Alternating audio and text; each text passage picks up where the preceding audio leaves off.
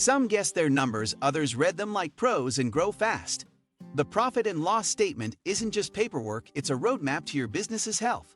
In this video, we'll break down how to read a profit and loss like a pro, so you can make smarter decisions and boost profits. Before we dive in, hit that like button and subscribe for more financial clarity and powerful business tips. Let's get started. 1. Understanding what a profit and loss statement represents.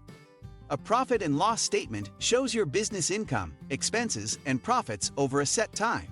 It summarizes how much money you made, how much you spent, and what remains as net earnings. This document is also called an income statement in formal accounting and financial settings. It is used monthly, quarterly, or annually to assess performance and guide financial decisions.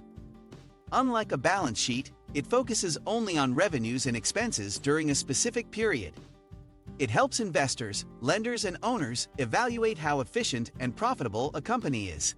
If created regularly, it offers a clear snapshot of financial health and business stability. 2. Start with the top line, gross revenue or total sales. The top section of the profit and loss statement lists all income earned before any deductions. This is known as gross revenue, which is the total amount earned from products or services sold. It includes all customer payments, even if costs are still owed on producing the goods or work. Tracking total sales helps identify trends, set realistic goals, and compare periods accurately. Gross revenue reflects your company's reach, marketing impact, and overall market performance. Even if your costs are high, growing top-line revenue signals increasing demand and opportunity. It is important to separate different types of revenue: recurring, one-time, or seasonal income. 3. Subtract cost of goods sold to get gross profit. The cost of goods sold includes direct costs needed to produce your product or deliver service. Examples include materials, labor, shipping, and packaging directly tied to the item or task. Subtracting this cost from your total revenue gives you gross profit, your first key indicator. Gross profit shows how efficiently you produce your product in relation to what you charge. A high gross profit means your pricing and production balance is strong and cost-efficient. A low gross profit may mean your prices are too low or your production costs are too high. Watch for trends. Rising costs or shrinking profit often signal deeper business inefficiencies. 4. Review operating expenses to see where money goes. Operating expenses are costs related to running your business, but not directly producing goods.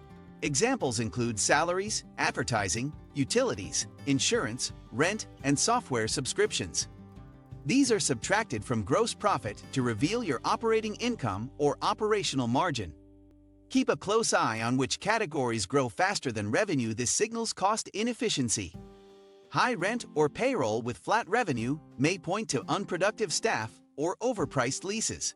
Divide your expenses into categories and review each to spot overspending or wasteful habits. Marketing costs should generate sales growth.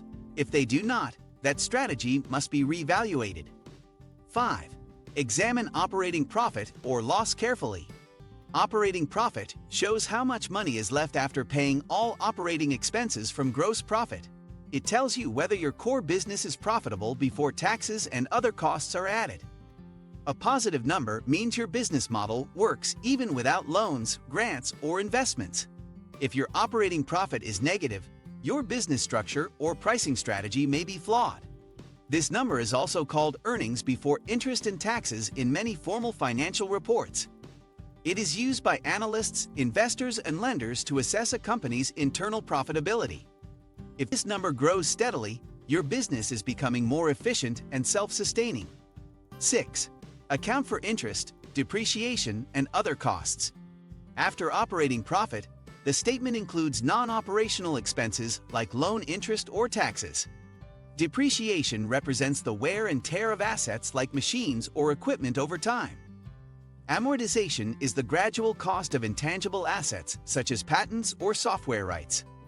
These entries reduce net profit even though they may not involve actual cash leaving the business.